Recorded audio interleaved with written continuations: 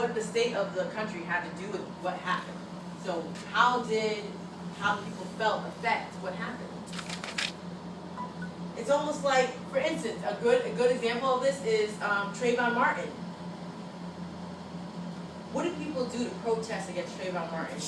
Well, first of all, what happened? Arizona. Well, question: what happened to Trayvon Martin?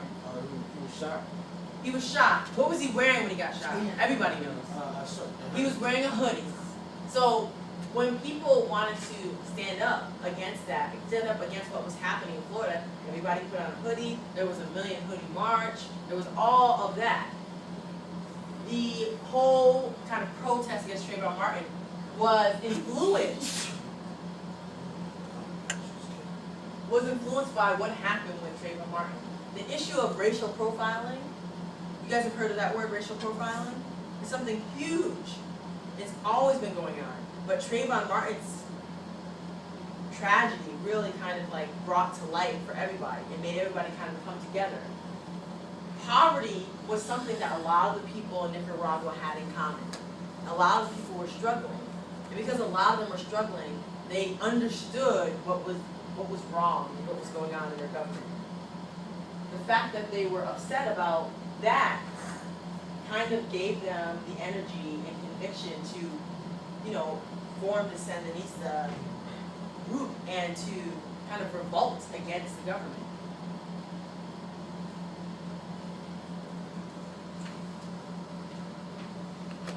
It can be confusing to explain that, but I'm just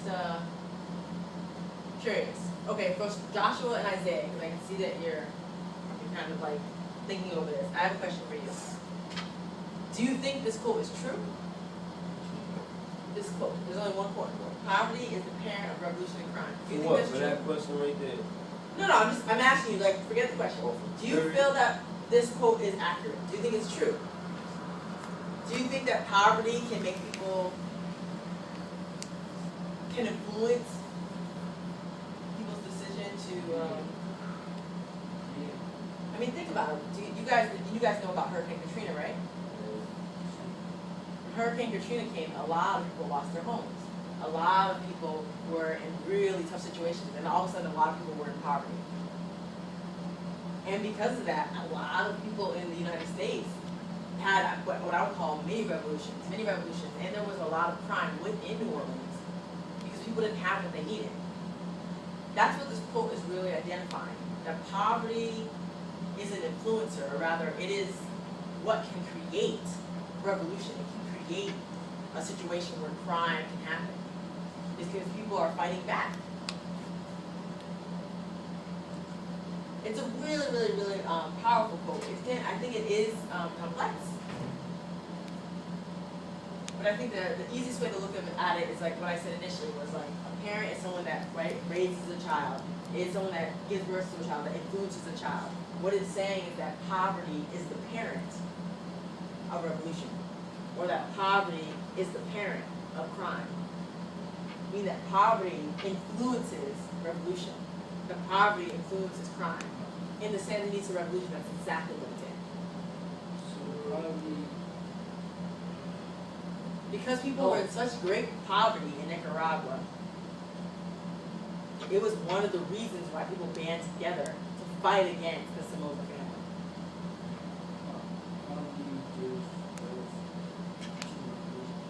Right, poverty gives birth to revolution. Exactly, that is a way to kind of like break down what you're saying. Isaiah, that is excellent. That's what I want you to do. I just want you to think through the quote, which can be really, really, really tough sometimes. Quotes can be confusing, but I'm trying to break it down for you guys so you understand. Do you feel like you're getting it now? You're kind of being closer to it? Joshua, how do you feel about the quote? Confusing, or you just somewhere else? You try to get out the door. You're not even focused on it. And Giovanni, you were reading. Can I read your? Can I read it? All right, Giovanni, thank you for responding. Let's see what Giovanni wrote. The Sandinista revolution proves that this quote is true, because the Sandinistas were all going through poverty, which led to a war with the government that also started crime, because people they were trying their best to survive with the little items that they had. I mean, I don't know if I could have said it any better. Did you guys hear what he wrote? Yeah. I'm gonna say it one more time.